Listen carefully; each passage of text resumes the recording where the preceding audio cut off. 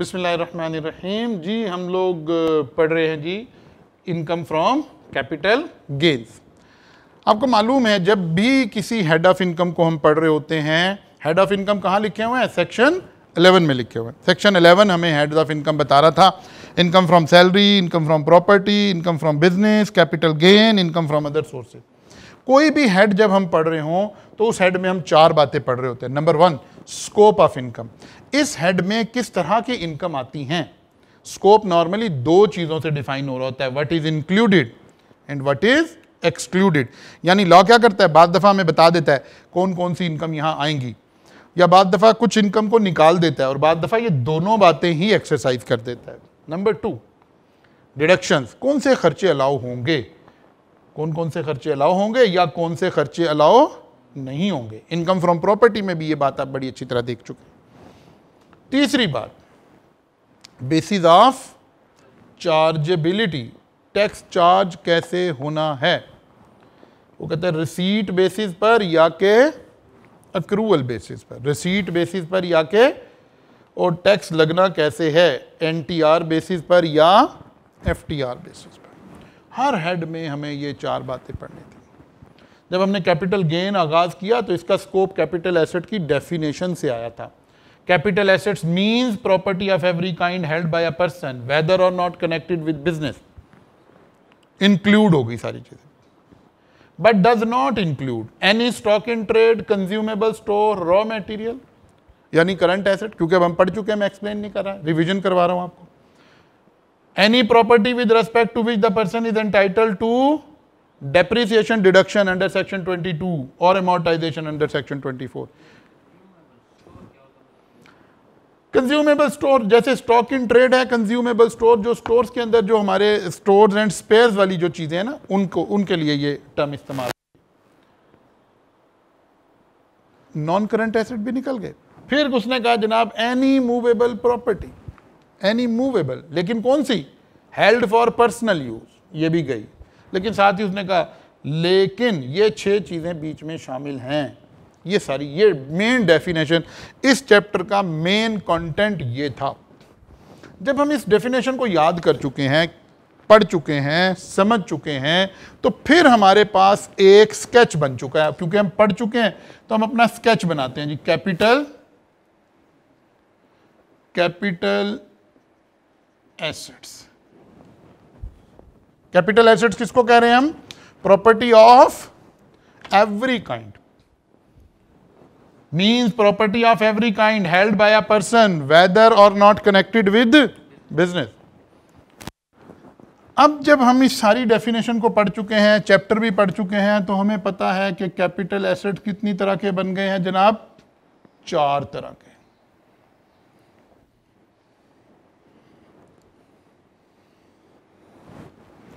सबसे पहले क्या बचा जी? Immovable property. इमूवेबल प्रॉपर्टी, ठीक है ना। इमूवेबल प्रॉपर्टी में फिर जब हम आगे चले थे, हमने पढ़ा था कि लॉ ने क्या किया, इसके 3 हिस्से बना दिए। ओपन प्लॉट, यानी ऐसा प्लॉट जिसके ऊपर कंस्ट्रक्शन नहीं, उसे लॉ ने क्या टर्म दे दी? Open plot. फिर आ गया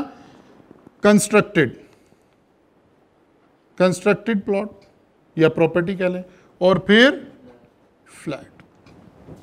अब तीनों का होल्डिंग पीरियड, क्योंकि ये तो हमें एग्जाम में मिल जाना है, तीनों का होल्डिंग पीरियड अलग अलग गिवन है। इसका मतलब है जब सवाल आया और सवाल रिलेट कर रहा है किससे? इमूवेबल प्रॉपर्टी से, तो हमें देखना है कि ये प्लॉट की बात हो रही है या घर की बात हो रही है या फ्लैट की बात हो रही है। सर घर और फ्लैट में क्या फर्क है? बेटा फ्लैट में लैंड आपकी नहीं होती, घर में लैंड भी आपकी होती है। आप honour of the land and building हैं या ओनली बिल्डिंग है, ठीक है ना। अच्छा जनाब, इमूवेबल प्रॉपर्टी, इमूवेबल प्रॉपर्टी, ठीक है। फिर दूसरी जो चीज बची थी, दैट रिलेट्स टू सिक्योरिटीज। यहां लॉ ने हमने एक सिक्योरिटी की डेफिनेशन पढ़ी, ठीक है ना, सिक्योरिटी की एक डेफिनेशन पढ़ी, फिर पब्लिक कंपनी की एक डेफिनेशन पढ़ी, उसकी मदद से हम सिक्योरिटी के नतीजे तक पहुंचे। एग्जाम में आने वाली सिक्योरिटी ज्यादातर क्या है, लिस्टेड कंपनीज हैं, लिस्टेड कंपनीज के शेयर्स हैं, वैसे तो और कुछ भी है, हमने वहां पढ़ा है डिटेल में। जब हम सिक्योरिटी पे पहुंचे तो लॉ ने क्या किया, इसको दो हिस्सों में बांट दिया। कौन से दो हिस्से हैं सर? एक वो सिक्योरिटी जो 30 जून 2022 तक एक्वायर हो गई है, इससे पीछे जब मर्जी हो, ठीक है ना, वो शेयर, वो सिक्योरिटी जो 30 जून 2020 तक खरीदी जा चुकी है, इसके बाद अगर आप उसे बेच रहे हैं तो लॉ कह रहा है इसका होल्डिंग पीरियड जो है वो नॉट एप्लीकेबल है। ये नहीं आपने कैलकुलेट करना। जो टैक्स का रेट है that is 12.5% of the gain. And कहाँ जाएगी ये, कहाँ जाएगी, FTR में या SBI में, लॉस भी हो सकता है। सर गेन निकालते कैसे हैं? बेटा गेन हमेशा हमने यहां खड़े होकर पढ़ लिया है।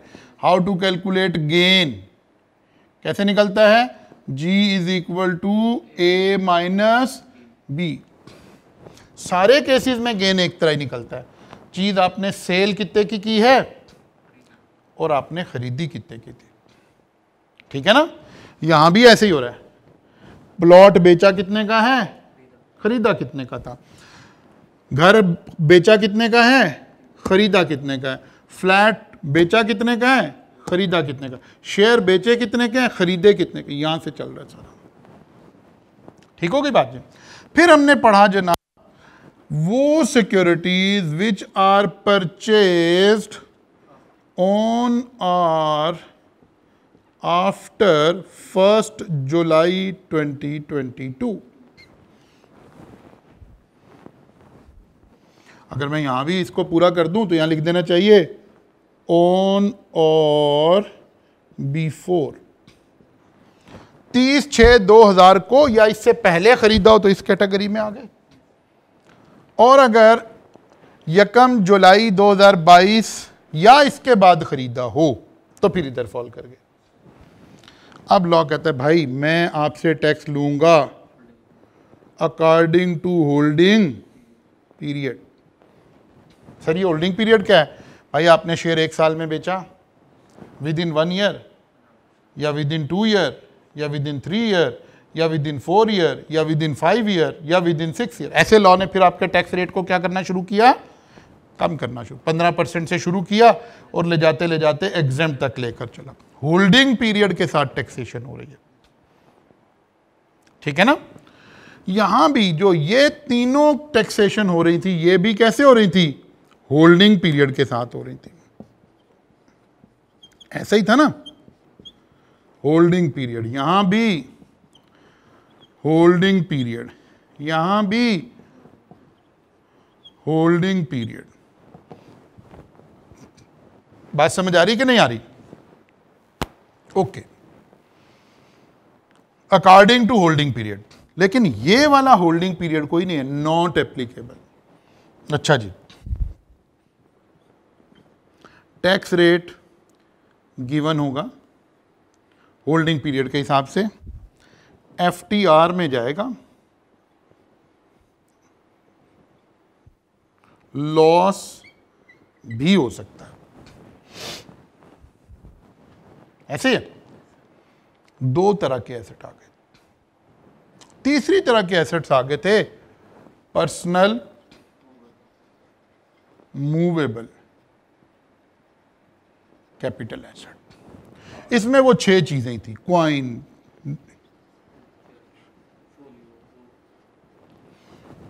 ठीक है ना, वो एंटीक, फोलियो, बुक कवर, वो वाली चीजें थी। क्योंकि बाकी तो सब निकाल दिए थे उसने कहा था any movable property held for personal use, ये तो निकल गई थी। रह क्या गया था, ये 6 चीजें रह गई थी। ये 6 चीज़ों की हमने अलग कैटेगरी बनाई। अच्छा जी, नंबर 1,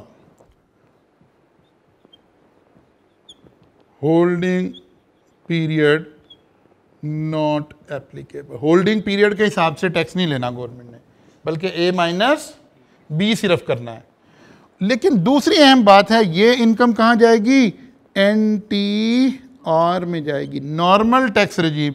इसका मतलब है इसका रेट यहां मेंशन नहीं है, नॉट मेंशन, बल्कि डिपेंड करेगा किसके ऊपर? डिपेंड करेगा जब NTR की इनकम निकलेगी, इस बंदे की कौन सी स्लैब है, उस वक्त पता चलेगा इसके ऊपर टैक्स रेट क्या लग रहा होगा, एवरेज टैक्स रेट लग रहा होगा। अहम बात है नो लॉस। लॉ कहते हैं अगर A-B का आंसर माइनस आ गया तो फिर हम आपको इसका फायदा नहीं देंगे। लॉस आपको रिकॉग्नाइज करना अलाउ, इधर लॉस रिकॉग्नाइज करना अलाउ था, इधर भी अलाउ था, इधर भी अलाउ था, लेकिन इधर अलाउ नहीं है। इसके बाद आखिरी कैटेगरी आ गई थी जनाब हमारे पास, अदर। इसका नाम हमने क्या रखा था? Other capital asset. इसमें नॉर्मली क्या आए थे? शेयर्स ऑफ अनलिस्टेड और शेयर्स ऑफ प्राइवेट कंपनी, और भी चीजें आ सकती है, लेकिन मेनली ये चीजें। कैसे टैक्स होगा? होल्डिंग पीरियड का क्या ताल्लुक है? Not applicable. होल्डिंग पीरियड का कोई ताल्लुक नहीं है। लॉस हो सकता है, बिल्कुल हो सकता है। इनकम जाएगी कहां? NTR में जाएगी। ठीक होगी ना बात? ये सारा, क्योंकि चैप्टर हम रिवाइज कर चुके हैं, पढ़ चुके हैं, ये पूरा चैप्टर है जनाब। अब आप देख लें कि भाई चैप्टर आपको समझ आ गया कि नहीं आ गया। हमने बेताशा सवाल किए हैं, हमने आपको नए स्टाइल के क्वेश्चन भी करवाए हैं, पहले स्टाइल के भी सवाल करवाए हैं। प्रीवियसली जो सवाल आए हुए हैं वो बहुत ज़्यादा रेलिवेंट नहीं है, लेकिन स्टिल हम कुछ पास्ट पेपर के क्वेश्चंस देखते हैं। एक दो छोटी छोटी सी बातें हैं जिसे हमें एक्सप्लेन करने की, समझने की ज़रूरत है। लेकिन उस सारे काम से पहले ये फ्लो चार्ट आपके ध्यान में होना चाहिए। ठीक है ना? इसकी मदद से ये सारा कुछ डिराइव हो रहा है। जैसे ही हमारे जहन में ये स्केच है तो फिर हम बिल्कुल आसानी के साथ सारा काम कर सकते हैं, कोई बड़ी चौड़ी लंबी चौड़ी प्रॉब्लम नहीं है। मसलन जनाब मैं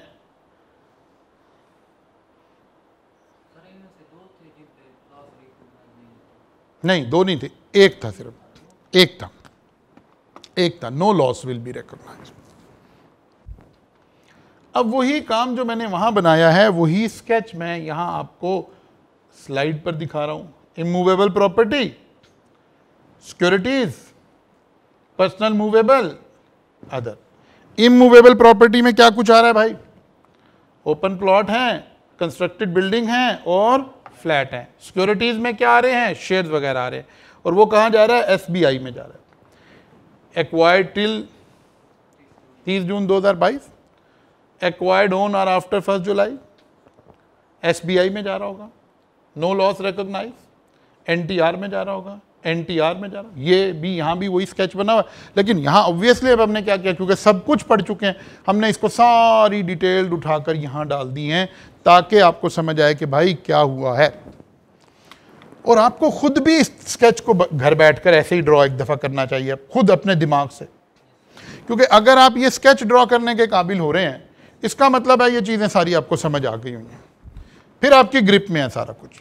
अब रह गई चंद छोटी छोटी बातें, चंद छोटी छोटी बातें।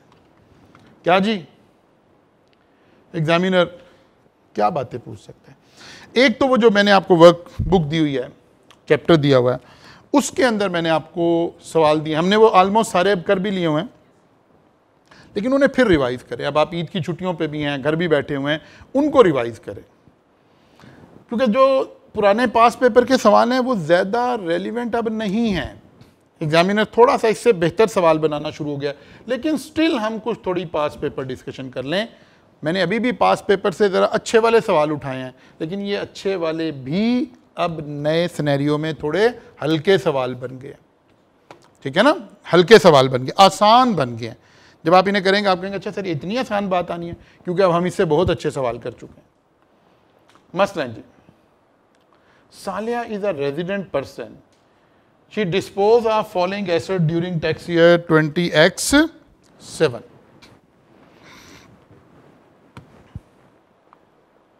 A painting which she inherited from her father was sold for rupees 1.250, 12,50,000. The market value of the painting at the time of inheritance was 1.550, 15,50,000. The painting was purchased by her father, 13 lakh रुपए की खरीदी थी। एक transaction उसने बताई। दूसरी transaction, she sold jewelry for rupees 2.3 million, which was purchased by her husband in March 20X5 for 1.3 million and gifted to her on the same day. तीसरी transaction, she disposed of her car for 1.8 million. The car was being used for the purpose of her business. The tax written down value of the car at the beginning of the tax year 20X was this. The rate of depreciation for tax purposes is this. And the fourth and last transaction, on 20th October 20X6, she sold a dining table to Fahim for rupees 18,000, which she had purchased on 15th March 20 this for 15,000. 4 transactions. अब ये बिल्कुल उस level का नहीं है काम, ये आप बिल्कुल आपके लिए बच्चों वाला सवाल होगा। Requirement. Under the provision of Income Tax Ordinance 2001, discuss the taxability of each of the above transaction in the context of capital gain. ये लाइन एक समझने वाली है बस, क्योंकि एग्जामिनर का मिजाज ऐसे है, इसलिए हमें ये एक लाइन समझनी है। इस लाइन का मतलब क्या है? Under the provision of Income Tax Ordinance 2001, discuss the taxability of each of the above transaction in the context of capital gain. ये जो लाइन लिखी है ना, अगर इससे पीछे रुक जाता तो मतलब कुछ और था रिक्वायरमेंट का। ये बात समझें आप सब लोग बच्चे ख्याल से। अगर सेंटेंस यहां खत्म हो जाता ना, under the provision of income tax ordinance 2001, discuss the taxability of each of the above transaction, full stop, खत्म, तो इस बात का मतलब कुछ और था। इस बात का मतलब कुछ और था, लेकिन अब लिखा हुआ है in the context of capital gain. इसका मतलब है सिर्फ आपने ये बताना है कि क्या ऊपर वाली 4 ट्रांजैक्शन कैपिटल गेन में आती हैं। अगर आती हैं तो एक्सप्लेन कर दें, नहीं आती तो सिर्फ इतना कह दो कि नहीं आती है। जाहिर है अगर वो ट्रांजैक्शन कैपिटल गेन में नहीं आती तो हो सकता है कहीं और जाती हो। मसलन पॉइंट नंबर 2 को देखें, नहीं पॉइंट नंबर 3 को, पॉइंट नंबर 3 को, वो कहते हैं इसने बिजनेस में ये गाड़ी इस्तेमाल हो रही थी। हमने कैपिटल एसेट की डेफिनेशन में पढ़ा कि जिन एसेट्स के ऊपर बिजनेस में डेप्रिसिएशन मिल जाए वो कैपिटल एसेट की डेफिनेशन से निकल जाते हैं। लेकिन भाई वो कैपिटल एसेट की डेफिनेशन से निकले हैं, बिजनेस एसेट की डेफिनेशन में तो मौजूद हैं। चलें अभी आपने वो, हमने बिजनेस इनकम नहीं पढ़ी है, लेकिन आपने अकाउंटिंग में तो फिक्स एसेट्स पढ़ रहे हैं आजकल के नहीं, FR1 जो बच्चे पढ़ रहे हैं, नॉन करंट एसेट पढ़ रहे हैं आप, वहाँ आपने पढ़ा है कि जब हम किसी एसेट को बेचते हैं तो हमें गेन ऑन डिस्पोजल हो जाता है या लॉस ऑन डिस्पोजल हो जाता है। अब वो गेन कहाँ जाता है? बिजनेस इनकम में। लॉस कहाँ जाता है? बिजनेस एक्सपेंस में। अगर इस गाड़ी के ऊपर गेन हुआ तो ये कहाँ जाएगा? बिजनेस इनकम में। और अगर लॉस हो गया तो कहाँ जाएगा? बिजनेस उसमें। लेकिन एग्जामिनर कह रहा है नहीं नहीं मुझे ये वाला फलसफा ना सुनाओ। सर ये कहाँ का है उसने? ये जो हाईलाइटेड एरिया यहाँ का है, इन the context of capital gain.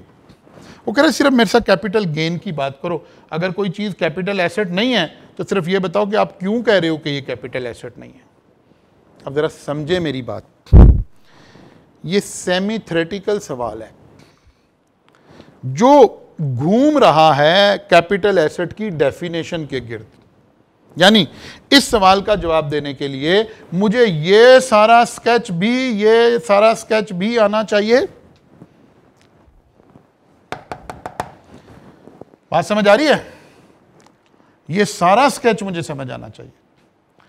इसके अलावा मेरे दिमाग में कैपिटल एसेट की डेफिनेशन भी होनी चाहिए। फिर मैंने थ्योरेटिकल स्टाइल में इसका आंसर देना है। जैसे ट्रांजैक्शन नंबर 1 देखते हैं जी। क्या हुआ जी?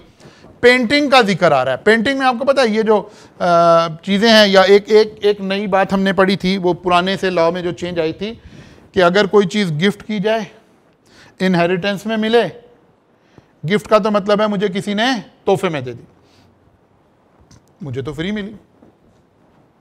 इनहेरिटेंस का मतलब है मुझे विरासत में मिली, तब भी मेरे पैसे नहीं खर्च हुए, पहले एक उसूल था जो अब चेंज हो गया कि जब कोई चीज आपको इनहेरिटेंस में या गिफ्ट में मिलती थी तो उसकी कॉस्ट ए माइनस बी करना है ना हमने। तो जो बी होता था ना, वो fair market value at the time of gift ले लिया करते थे, अब नहीं लेनी। जिन अटेम्प्ट्स के ये सवाल हैं वहां वो एग्जामिनर चाहता था कि आप कॉस्ट कितनी लो, 15,50,000, क्योंकि जब गिफ्ट हुई थी या इनहेरिटेंस हुई थी उसके वक्त फेयर मार्केट वैल्यू कितनी थी। लेकिन वो प्रोविजन लॉ ने खत्म कर दी और उसकी जगह क्या रूल आ गया, जितने का वालिद साहब ने ये चीज खरीदी थी वो आपकी कॉस्ट है। यानी रियल कॉस्ट तो मेरी है नहीं है, यानी सालिया की सवाल के अंदर इस पेंटिंग की रियल कॉस्ट तो कोई नहीं है, सालिया ने खुद तो खरीदी नहीं है, ठीक है ना, सालिया ने खुद तो खरीदी नहीं है। वालिद साहब ने खरीदी थी 13 लाख रुपए की, और जब इनहेरिटेंस में उसको मिली उस वक्त 15.5 लाख की थी। अब लॉ कहता है नहीं, जितने की वालिद साहब ने खरीदी थी आपके लिए वो कॉस्ट है। सालिया के लिए कॉस्ट क्या है? 13 लाख, और उसने बेची कितने की है? 12.5 लाख की। तो लॉ फौरन जंप करके आ गया, ओ तुम्हारी ऐसी की तैसी। ये नहीं देखा तुमने क्या जी कि सर इन पर लॉस रिकॉग्नाइज नहीं हो सकता, no loss will be recognise. ये सिर्फ वाहिद जगह है जहां लॉस नहीं रिकॉग्नाइज करना। एग्जामिनर ने सारा सिनेरियो इसीलिए बनाया था कि आपके लॉस अराइज करवाए। कैसे जवाब देंगे? अच्छा, अब क्योंकि उसने कहा है, जरा देखे नीचे, कैलकुलेशन का सवाल नहीं है, रिक्वायरमेंट पढ़ें। Under the provision of income tax ordinance 2001 discuss the taxability. Calculate capital gain नहीं कह रहा, कैलकुलेट होता तो हमने न्यूमेरिक करना था। Discuss the taxability of each of the above transaction, मतलब पहले ट्रांजैक्शन को साबित करें कि ये कैपिटल एसेट है और फिर उसका गेन या लॉस कैलकुलेट करें। मैंने इसीलिए एक लफ्ज बोला, एक टैग लाइन बोली है सारे सवाल के लिए कि ये सवाल 2 नॉलेज से सॉल्व होगा। नॉलेज नंबर 1 कैपिटल एसेट की डेफिनेशन, नॉलेज नंबर 2 ये वाले सारी 4 कैटेगरीज का अंडरस्टैंडिंग।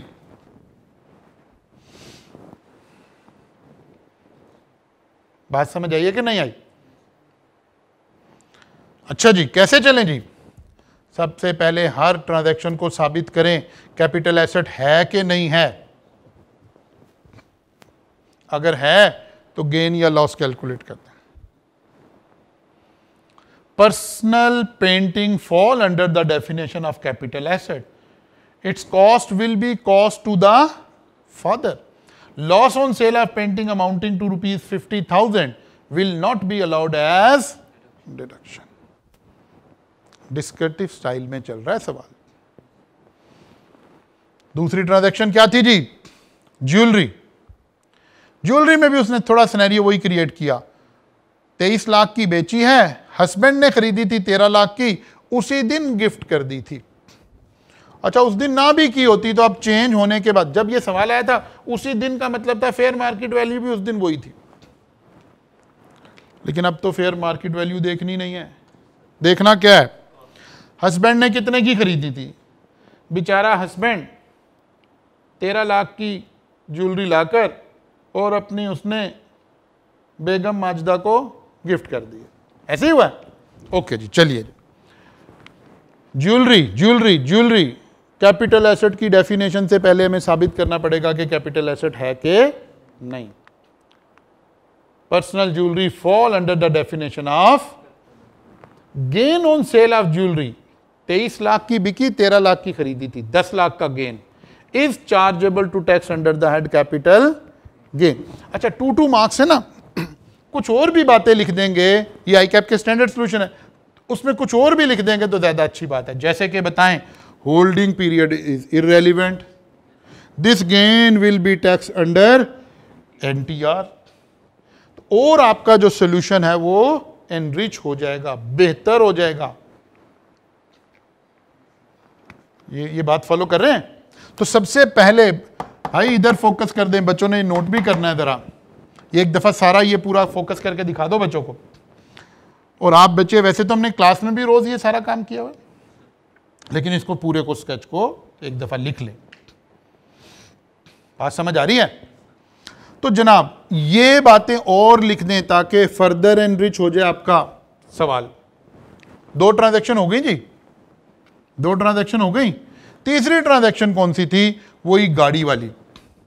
गाड़ी वाज़ेह नजर आ रही है कि गाड़ी पर्सनल एसेट नहीं है, बिजनेस एसेट है, और बिजनेस के ऐसे नॉन करंट एसेट जिस पर डेप्रिसिएशन या अमोर्टाइजेशन अलाउ हो जाए वो कैपिटल एसेट की डेफिनेशन से निकल जाते हैं।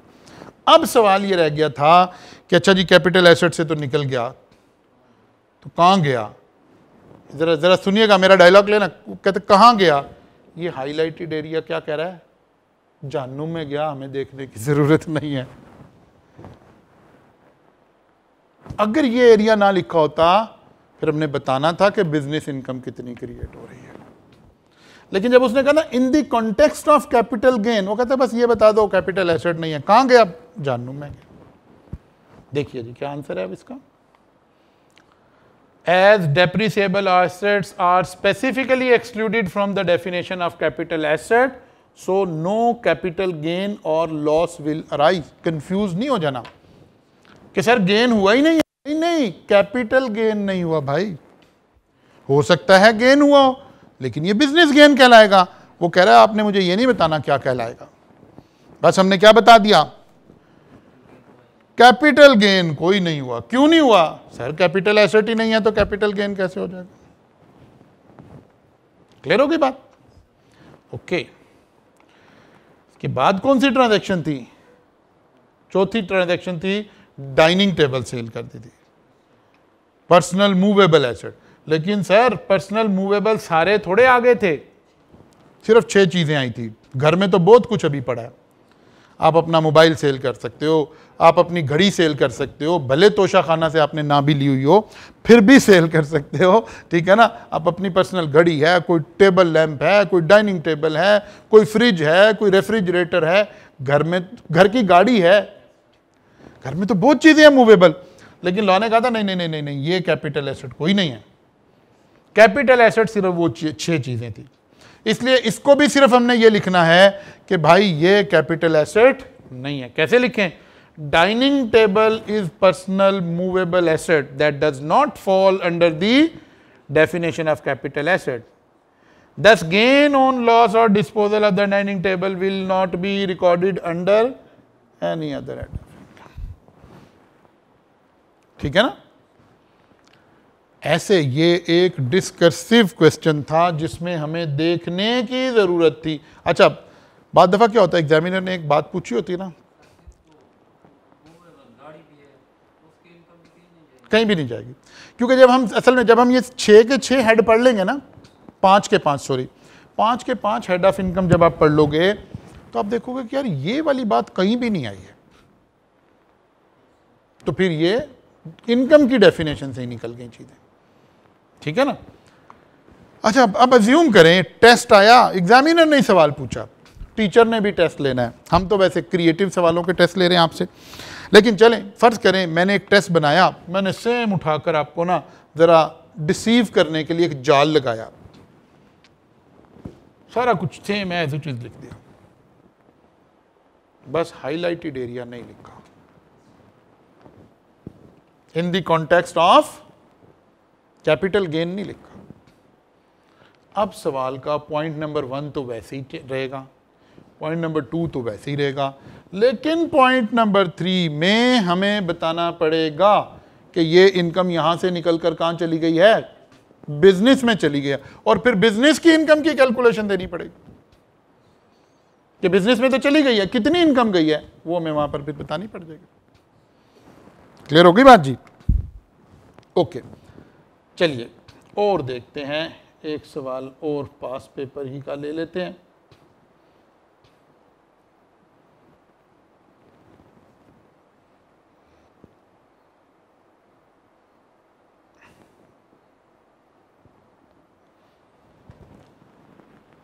ये भी सेम उसी तरह का सवाल है, ठीक है ना, हमने प्रीवियसली भी इसको डिस्कस किया हुआ है, थोड़ा इसी टाइप का एक सवाल हमने डिस्कस किया है, लेकिन चलें अब पास पेपर की डिस्कशन में आ रहा है तो फिर देख लेते हैं।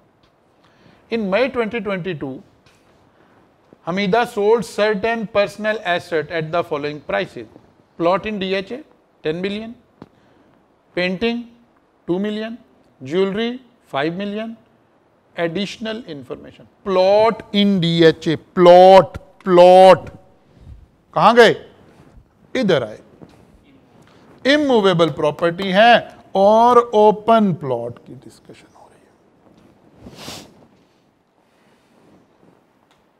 ओपन प्लॉट की डिस्कशन हो रही है, इसके रूल्स, इसके रेगुलेशन, इसका होल्डिंग पीरियड देखना पड़ेगा, ठीक है ना, क्योंकि यहां होल्डिंग पीरियड रेलिवेंट है, उसके ऊपर डिपेंडेंट है हमारा tax rate. Plot in DHA Karachi was inherited by her from her father in January 2019। It was purchased by her father for 4 million and market value at the time of inheritance, वही market value उस वक्त, क्योंकि market value लेनी होती थी तो examiner यही बातें कर रहा होता था, अब भी करेगा, क्योंकि अब नहीं लेनी, कॉस्ट कौन सी लेनी है, कॉस्ट टू फादर लेनी है। Painting was inheritance from her mother, वही बात आ गई। ज्वेलरी वही same. Discuss the taxability of Hamida in respect of the above gain or loss on sale of asset in the context of income tax ordinance, बड़ी अहम बात आ गई। In the context of income tax ordinance का मतलब है अगर कोई गेन कहीं और जा रहा होता तो हमने डिस्कस करना था,